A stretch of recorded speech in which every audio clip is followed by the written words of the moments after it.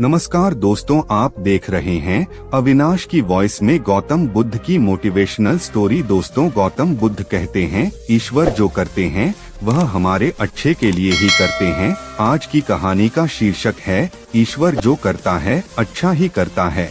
जब हमारे जीवन में सब अच्छा हो रहा होता है तब हम ईश्वर को धन्यवाद कहते हैं, लेकिन जैसे ही हमारे जीवन में कुछ बुरा होने लगता है हम ईश्वर को कोसने लगते हैं। बुरी घटना भी हमारे साथ इसलिए घटती है ताकि हमारे साथ कुछ अच्छा हो सके। ईश्वर जो करता है अच्छा ही करता है, इसलिए हमें ईश्वर पर भरोसा करके हमेशा अपना कर्म करते रहना चाहिए। एक बार की बात है, एक विशाल सागर में एक जहाज था जिसमें बहुत सारे लोग यात्रा कर रहे थे। तभी अचानक से लहरों का वेग बढ़ गया और पानी का जहाज डूबने लगा। सभी लोग अपनी अपनी जान बचाने के लिए परेशान हो रहे थे। सभी लोग लाइफ बोट के जरिए अपनी अपनी जान बचाने लगे।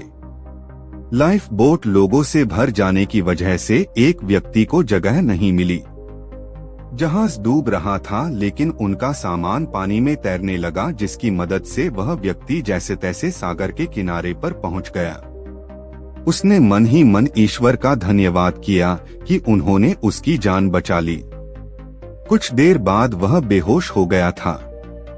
जब उसने आंखें खोली तो खुद को सागर के किनारे एक टापू पर पाया। वहां दूर दूर तक कोई नहीं था। वह बहुत जोर जोर से आवाज लगाने लगा कि शायद कोई उसकी आवाज सुन ले, लेकिन वहां पर कोई होता तो उसकी आवाज सुनता ना। अब वह उस टापू पर बिल्कुल अकेला था, लेकिन उसे जिंदा रहने के लिए कुछ तो करना था। इसलिए उसने बड़ी मेहनत से एक लकड़ी का घर बनाया और भोजन के लिए वह पेड़ पर लगे नारियल और फलों को इकट्ठा करके खाने लगा। कुछ दिनों बाद उसने समुद्र से मछली पकड़ना भी शुरू कर दिया। वह सूखी लकड़ियों को इकट्ठा करके आग जलाकर उसमें मछलियों को पकाकर खाया करता था। इसी तरीके से उसका जीवन व्यतीत हो रहा था। सर्दियों का समय आ गया था, इसलिए उसके लिए लकड़ियों पर आग लगाकर खुद को गर्म रखना बहुत जरूरी हो गया था। एक बार वह लकड़ियों पर आग ताप रहा था, तभी वह देखता है कि लकड़ियां खत्म हो रही है, इसलिए वह तुरंत ही लकड़ियों को चुनने के लिए चला गया। उसके जाते ही लकड़ियों की आग उसकी झोपड़ी में फैल गई और झोपड़ी पूरी तरीके से जल गई है। जब वह व्यक्ति वापस आया तो उसने देखा कि उसकी झोपड़ी पूरी तरीके से जल गई है, तो वह जोर जोर से रोने लगा। वह ईश्वर को कोसने लगा कि इतनी मुश्किल से मैं इस टापू पर अपना जीवन जी रहा था। इतनी मेहनत से मैंने लकड़ी का घर बनाया था और वह भी मुझसे छीन गया। अब मेरा जीना तो यहाँ और भी मुश्किल हो जाएगा। व्यक्ति आसमान की तरफ देखकर बोला, ईश्वर, यह तूने क्या किया? क्यों मुझसे मेरी झोपड़ी छीन ली? इस तरह वह रोते रोते इतनी ठंड में ऐसे ही सो गया। सुबह उसकी आंखें खुली तो उसने सागर के किनारे एक जहाज को खड़ा पाया और अपने आसपास कुछ पुलिस ऑफिसरों को देखा। उनको देखकर उस व्यक्ति की खुशी की सीमा न रही। व्यक्ति बोला, आपको कैसे पता चला? मैं इस टापू में फंस गया हूँ।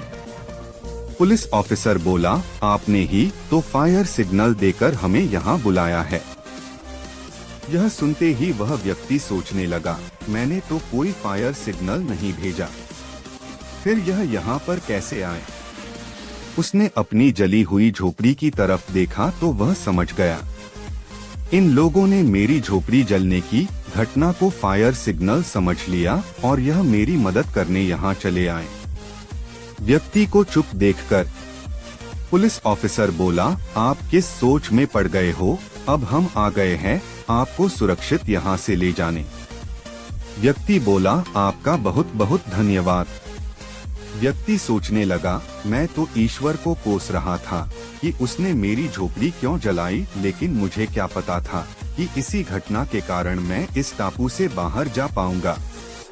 ईश्वर ने मेरी मेहनत देखी और उसका फल मुझे दिया। अगर मैं यह झोपड़ी नहीं बनाता तो झोपड़ी जलने की घटना भी नहीं होती और मैं यहाँ से कभी बाहर नहीं निकल पाता। उसने मन ही मन ईश्वर का धन्यवाद किया और कहने लगा, ईश्वर जो करता है अच्छा ही करता है। यह कहानी हमें यह बताती है कि जिस चीज को हम मुसीबत समझते हैं, कभी कभी उस मुसीबत के कारण ही हमारे साथ अच्छा हो जाता है। इसलिए कभी भी बुरी परिस्थिति में ईश्वर को नहीं कोसना चाहिए, क्योंकि हमें नहीं पता होता कि कब हमारे साथ कौन सी अच्छी घटना घट जाए। ईश्वर जो करता है अच्छा ही करता है, इसलिए हमें ईश्वर पर भरोसा रखकर हमेशा कर्म करते रहना चाहिए। दोस्तों, आशा करता हूँ कि यह कहानी आपको अच्छी लगी होगी। वीडियो को एक लाइक और चैनल को सब्सक्राइब जरूर कर दें।